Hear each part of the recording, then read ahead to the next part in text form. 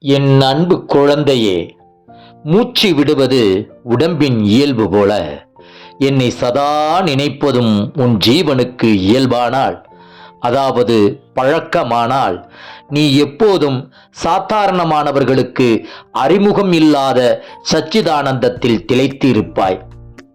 சதா சாயி சாயி என உச்சரி. எப்போதும் ஆனந்தத்தில் நிலைத்திரு, மூழ்கியிரு. ஏங்கும் உன் ஆன்மாவுக்கு இதமளிக்க நான் வந்திருக்கிறேன்.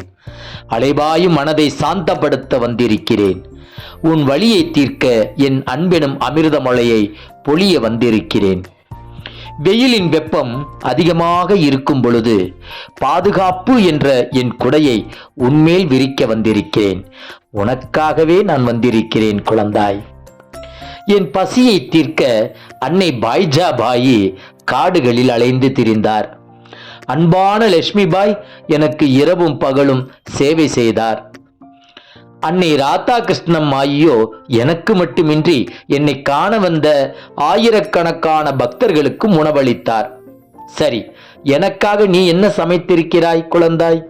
என் வயிற்று பசி மட்டுமல்ல, ஆன்மாவின் பசியையும் தணிக்க வந்திருக்கிறேன். தருவாயா என் அன்பு மகனே, அன்பு மகளே? जय गुरु साई. जन्म जन्मो जन्मी श्री चरण श्री भाग्य साई.